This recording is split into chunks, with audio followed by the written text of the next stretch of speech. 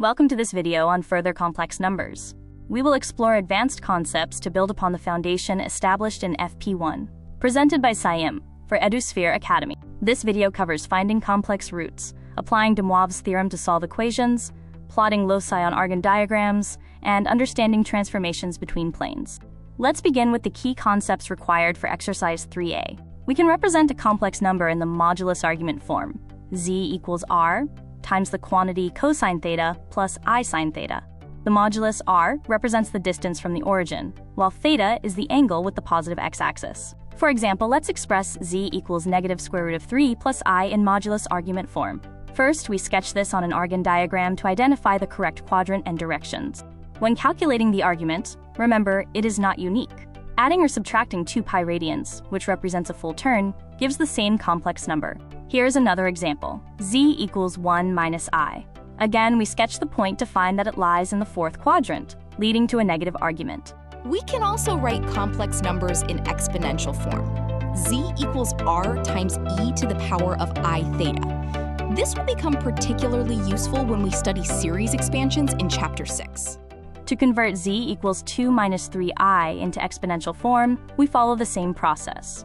Sketch the point, find the modulus r, and determine the argument theta. To work with these forms, remember these trigonometric identities. Cosine of negative theta equals cosine theta, and sine of negative theta equals negative sine theta. Let's convert this complex number into exponential form. By inspecting the given form, we can directly identify r and theta, and then substitute them. Sometimes, the expression requires adjustment. Here, the minus sign needs to be addressed before we can apply the standard rules. Using our previously mentioned trigonometric identities, we adjust the expression to make the central sign positive and align the angles. Finally, we look at converting from exponential form back to x plus iy, where x and y are real numbers. In this final example, the argument exceeds the desired range. By repeatedly subtracting 2 pi, we find the equivalent angle within the range, allowing us to write the final form.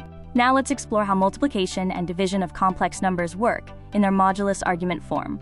We will show how these operations affect the modulus and the argument. Moving on to the content for exercise 3b, which focuses on these algebraic properties of complex numbers. To multiply two complex numbers, z1 and z2, in modulus argument form, we multiply their moduli and add their arguments. Expanding the product reveals why this works, using standard trigonometric identities. This same principle holds true for exponential forms. Since we add exponents when multiplying terms with the same base, we add the arguments here as well.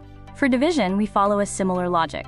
We divide the moduli and subtract the arguments to find the resulting complex number. When working in exponential form, division is straightforward. Simply subtract the arguments of the complex numbers. Let's apply these rules to a specific calculation and express the result in x plus iy form.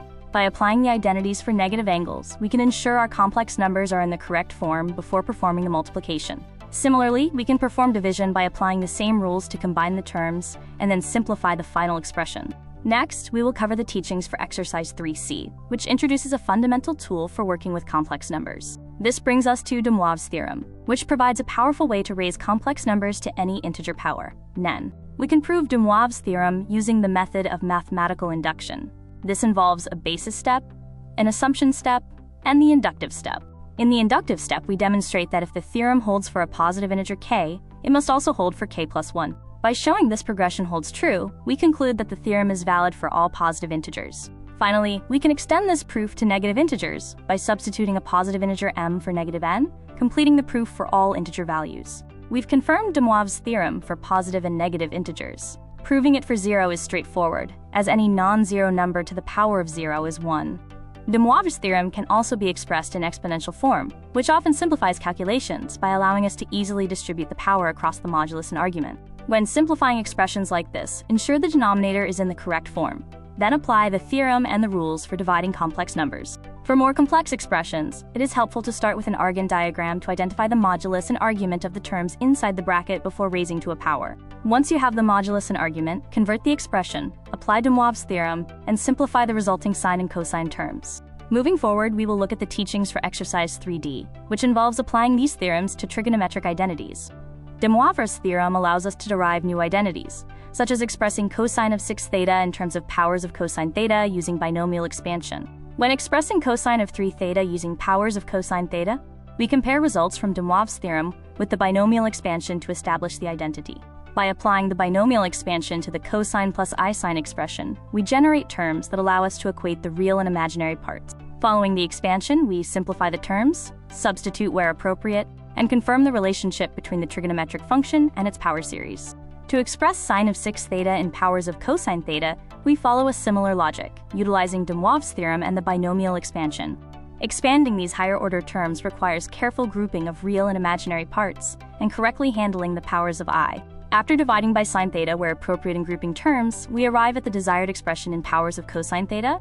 Another useful technique involves representing sine or cosine functions as sums of linear terms, which is helpful for integration or further simplification. By combining results using de Moivre's theorem and trigonometric identities, we can effectively decompose higher powers into simpler components.